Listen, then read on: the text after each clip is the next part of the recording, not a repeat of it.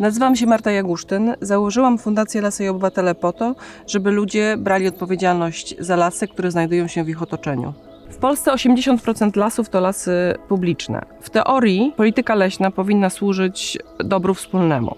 Powinna równoważyć 3 funkcje lasów. Funkcję społeczną, fakt, że las jest środowiskiem życia człowieka i pomaga zachować mu zdrowie psychiczne. Funkcję przyrodniczą, fakt, że lasy są domem dla całego szeregu roślin i zwierząt. Funkcję regulacyjną, czyli to, że lasy regulują klimat i chronią nas przed negatywnymi skutkami zmian klimatycznych. Oraz funkcję produkcyjną, czyli fakt, że lasy są źródłem surowca, źródłem drewna. Niestety w Polsce obecnie priorytetyzowana jest funkcja gospodarcza, pozyskanie drewna, a pozostałe funkcje są marginalizowane.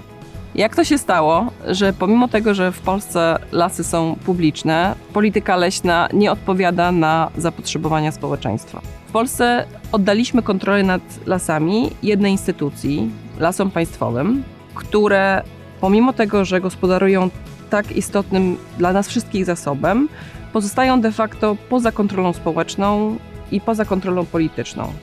O tym, jak bardzo problematyczna jest polityka leśna w Polsce, dowiedziałam się, gdy las w miejscowości, z którą jestem związana, w Szuminie, ten las miał zostać wycięty.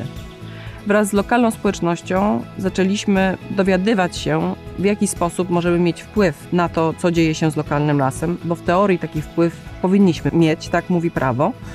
I odkryliśmy, że oddziaływanie na decyzje w polityce leśnej jest w Polsce bardzo, bardzo trudne. Wspólnie wypracowaliśmy szereg narzędzi i sposobów, na które lokalna społeczność, obywatele i obywatelki mogą wpływać na to, co dzieje się z lasami. Równocześnie zaczęły się do mnie zgłaszać dziesiątki osób i grup z całej Polski, które miały dokładnie taki sam problem. Ich las miał zostać wycięty, a oni nie wiedzieli, co mają z tym zrobić. W ten sposób narodziła się Fundacja Lasy i Obywatele, której celem jest wspomaganie takich lokalnych aktywistów. Fundacja Lasy i Obywatele produkuje narzędzia, mapy, materiały instruktażowe dla takich osób, tłumacząc leśny żargon na język przystępny i tłumacząc ludziom, co dzieje się z lasami i w jaki sposób mogą mieć na ich los wpływ.